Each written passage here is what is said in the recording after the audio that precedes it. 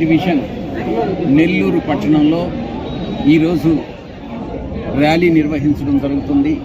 ప్రతి ఒక్క ఓటరు హృదయాన్ని టచ్ చేయాలి, తాకాలి అన్నటువంటి ఉద్దేశంతో ఇక్కడ జరిగినటువంటి అభివృద్ధి, మనం ఇచ్చినటువంటి లబ్ధి ఇచ్చే సంక్షేమ పథకాలు ఎంతవరకు ప్రజలకు అందాయి అన్నటువంటిది ప్రత్యక్షంగా ప్రజల నుంచి తెలుసుకునేటటువంటి కార్యక్రమంలో భాగంగా ఈరోజు ఈ యొక్క పాదయాత్ర 46వ డివిజన్లో జరుగుతూ ఉంది.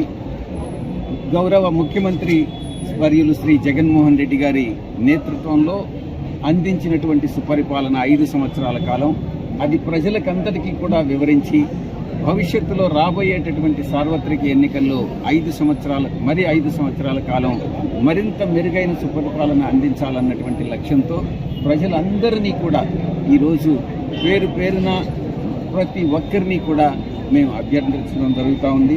ఈ యొక్క డివిజన్లో మొత్తం ప్రతి పని కూడా, అది పెండింగ్ రోడ్స్ కానీ అన్నీ కూడా రోడ్లు, ఈ కాపు వీధి కానీ, ఆచార్య వీధి కానీ, ఈ యొక్క కంకుల వారి వీధి కానీ, ఇక్కడ ప్రతి పని కూడా బృందావనం, ప్రతి పని కూడా వైఎస్ఆర్ కాంగ్రెస్ పార్టీ అధికారంలోకి వచ్చిన తర్వాత చేపట్టడం జరిగింది. 90% పనులు పూర్తయ్యాయి. 10% పనులు కూడా త్వరలో పూర్తవుతాయని నేను విజ్ఞప్తి చేస్తా ఉన్నాను.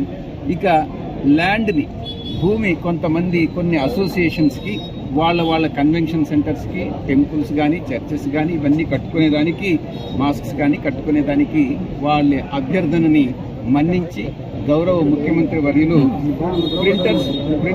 Printing press association, merchants association, తమిళనాడుకు చెందినటువంటి తమిళియన్స్కి, మరాఠీస్కి, వాళ్ళందరికీ కూడా ల్యాండ్, మోటార్ అసోసియేషన్, వీళ్ళందరికీ కూడా ల్యాండ్ అలాట్ చేయడం జరిగింది. తమిళనాడుకు చెందినటువంటి అసోసియేషన్స్ వాళ్ళు కమ్యూనిటీ హాల్ ఆల్రెడీ కట్టుకోవడం కూడా జరిగింది. అయితే ప్రతి ఒక్క, అది ఎక్కడ రాష్ట్రంలో, దేశంలో ఎక్కడి నుంచి వచ్చినటువంటి అసోసియేషన్స్ అయినా కూడా ప్రతి ఒక్కరూ కూడా వైఎస్ఆర్ కాంగ్రెస్ పార్టీకి ముఖ్యమే. తారతమ్యం లేకుండా, వివక్షత లేకుండా ప్రతిదీ కూడా శాచ్యురేషన్ మోడ్లో లబ్ధి చేకూర్చేటటువంటి ఏకైక లక్ష్యంతో ఈ యొక్క పరిపాలన అందిస్తూ ఉన్నాం. బిజినెస్ కమ్యూనిటీకి ముఖ్యంగా, వ్యాపారస్తులకి ముఖ్యంగా, ఇక్కడ ఉండేటటువంటి వ్యాపారస్తులకు నేను విన్నవించుకుంటా ఉన్నాను. వైఎస్ఆర్ కాంగ్రెస్ పార్టీ అధికారంలోకి వచ్చిన తర్వాత ఏ రాష్ట్ర ప్రభుత్వ డిపార్ట్మెంట్ కానీ, అది సేల్స్ ట్యాక్స్ కానీ లేకుంటే మరి ఏ ఇతర డిపార్ట్మెంట్లు కూడా రైడ్స్ జరగడం, సర్చెస్ జరగడం, దాడులు చేయడం అన్నటువంటిది జరగలేదు. హరాస్మెంట్ అన్నటువంటిది లేదు. అటువంటిది ఏదైనా జరిగుంటే తప్పకుండా తెలుగుదేశం పార్టీలో చంద్రబాబు నాయుడు హయాంలో ఇటువంటి దాడులు జరిగాయే కానీ ఒక భయానకమైనటువంటి వాతావరణం చంద్రబాబు నాయుడు ఈరోజు సృష్టిస్తూ ఉన్నారు. తాను చేసినటువంటి తప్పులన్నింటినీ కూడా దురుద్దేశంతో చంద్రబాబు నాయుడు చేసినటువంటి తప్పులన్నింటినీ కూడా వైఎస్ఆర్ కాంగ్రెస్ పార్టీకి ఆపాదించేటటువంటి ప్రయత్నం జరుగుతుంది. ప్రజలు ఎవ్వరూ నమ్మేటటువంటి పరిస్థితిలో లేదు. ముఖ్యంగా వ్యాపార వర్గాల్లో ఉన్నటువంటి ఎటువంటి భయాందోళనలకి గురి కావాల్సినటువంటి అవసరం లేదు. చంద్రబాబు నాయుడు మాటలను వాళ్ళు నమ్మేటటువంటి పరిస్థితిలో లేరు అన్నటువంటి విషయాన్ని చాలా స్పష్టంగా తెలియజేసుకుంటా ఉన్నాను. తప్పకుండా నెల్లూరు పార్లమెంటు పరిధిలో 7కి 7 స్థానాలు సిటీ విషయంలో చాలామంది చాలా అభిప్రాయాలను వ్యక్తం చేస్తున్నారు.